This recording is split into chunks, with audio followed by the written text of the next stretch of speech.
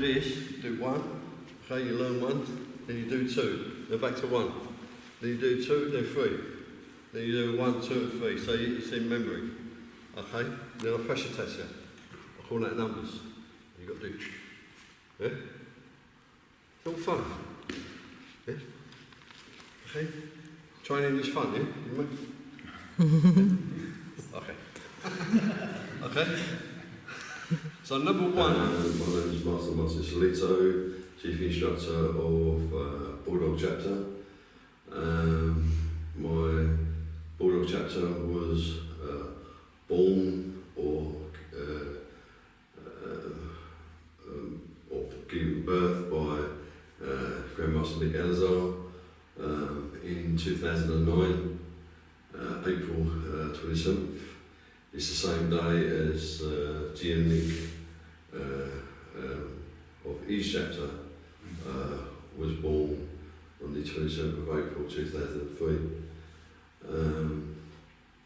So I represent the United Kingdom for World Nickelstick Screamer, Balintawak style, and progressed to carry on promoting World Nickelstick Screamer.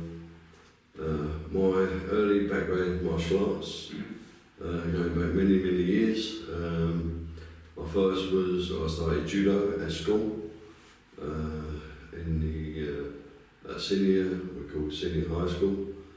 And from there I started doing Ishiru karate under Tiki Donovan,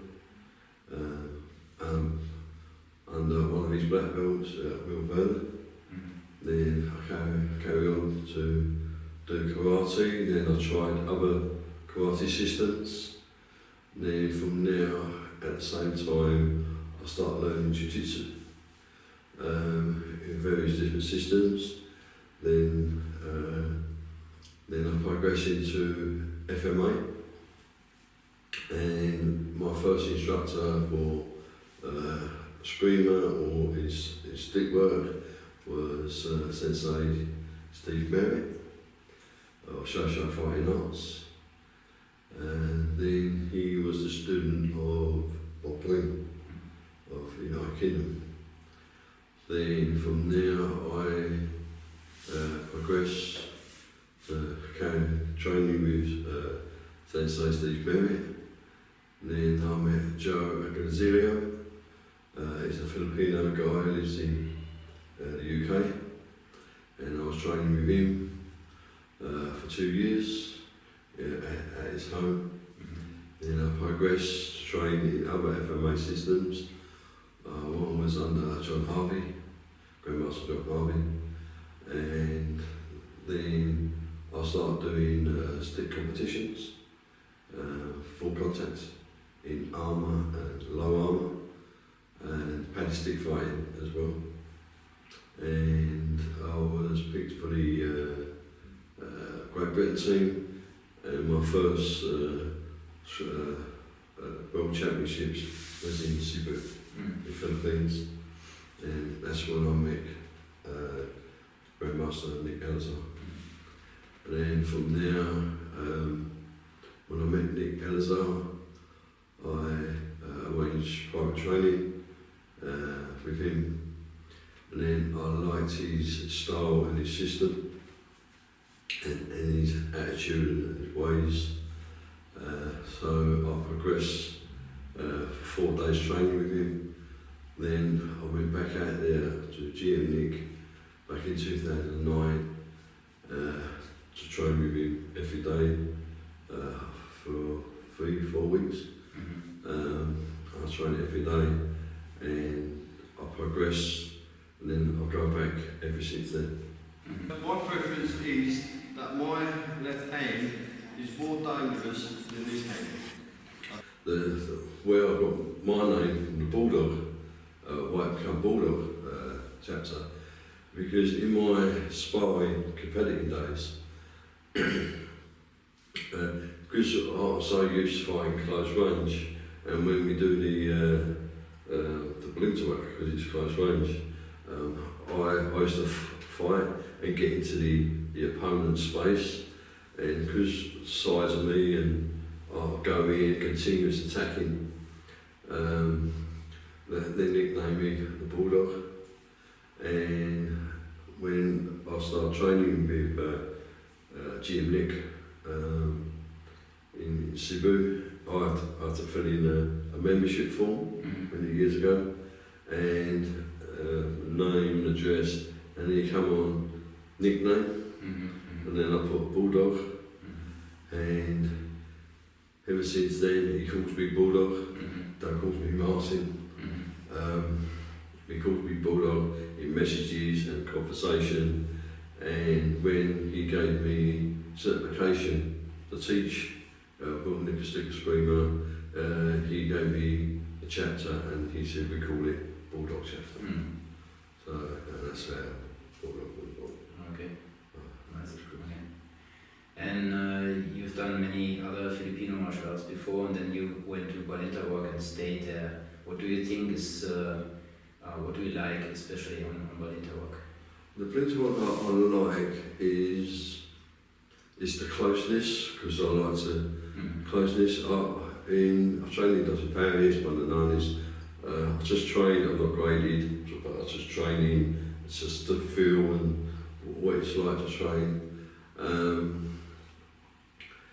And I've trained in Cafeteria Nights. And I've mostly done quite a bit in Cafeteria Nights, which was GM John Harvey. But then when I was always looking for a new direction, and when I met GM Nick back in 2008, I liked his attitude, his ways, and straight away we connected. And when I started training with him, he's very explainful, and the technique you keep close, so you're not extending your arm, but you're always protecting your body and not going outside the perimeter. So for me, I like it because one, like I said, it's close and it's very adaptable for the street, in my opinion. So you can connect for if you need to use it in the street for self-protection. And also I like the atmosphere in Nickelstick Screamer.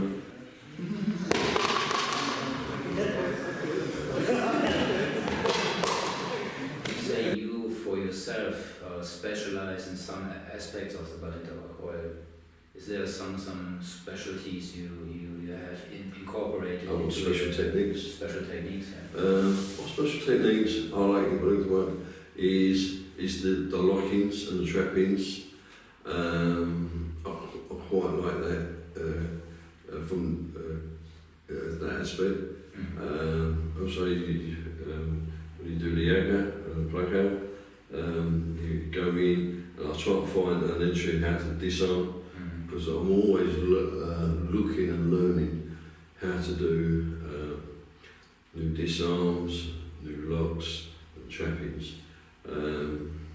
So I'm always searching, and when I train with my students, I'm teaching them at the same time. I'm looking how can I do a disarm from that point or that angle, and do a trapping or a locking, and just to shut the opponent down. I'm always looking and searching in that way. Since you have a lot of tattoos, is there the Balintawak tattoo and the Bulldog chapter, but you also have the two dots on the thumb. Yeah. Maybe you can. This is I asked permission when I reached the guru level, and I asked Master Nick because he has the 2 dots on his thumb, and I've noticed Nanette and Neil has the dots on their thumb. I'm not sure about Norman, I can't remember, but when I asked GM Nick what's the meaning, and he said it's the Balintawak family code. So meaning that if I travelled anywhere in the world and I meet up with someone who has that tattoo on his thumb, then I know he does Balintawak of some sort of system. So it's nice that when I see GM Nick, I shake hands and the 2 dots connects.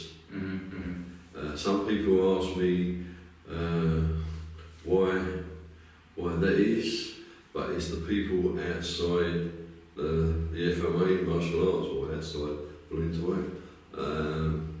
I just say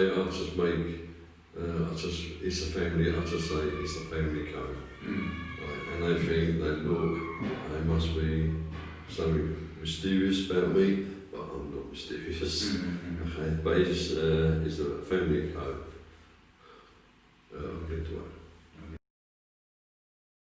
Your relationship to Master Nick is not only like he teaches you some technique, but it's more like on a personal level you connect to, right? So it's more like a family feeling and not like a teacher student, like more distance. It's more close, right?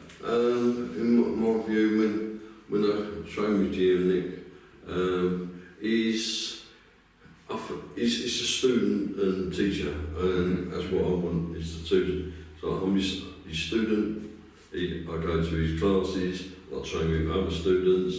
There's times where it's just me and GM Nick together, and he's showing me different techniques, because every time I go out there I'm always learning, and he shows me, okay, we've done this variation, now we do this variation. Okay, so I learn and we carry on learning. But then when we outside, when we stop training and we sit down and we have a beer or a drink, and we talk, then it's that feeling where it's like not like a father's son, because he said to me, call him Papa Nick. So it's like we sit down and we talk, and we don't talk just about Balintawak, Nickelstick, but we talk to many things outside martial arts, family, what's happening in the world. So I like that feeling. And when we go out for dinner or go out to his house, he likes to relax and enjoy within the company he's in with. And then when he has some good beers, okay, as just relaxing and chilling out, he gets the old guitar out. Or if there's a karaoke machine, then he sings on the karaoke, plays the guitar. I think one of his favourite tunes on the guitar is Hey Jude, or some other Beatles songs. But I like the connection, what we got on the outside, but on the inside when we're training, it's this which I like, because now he's my teacher, I'm his student, we do these angles, and they say, no, that's wrong, just slightly adjust, do this way, do it. So I like that connection feeling.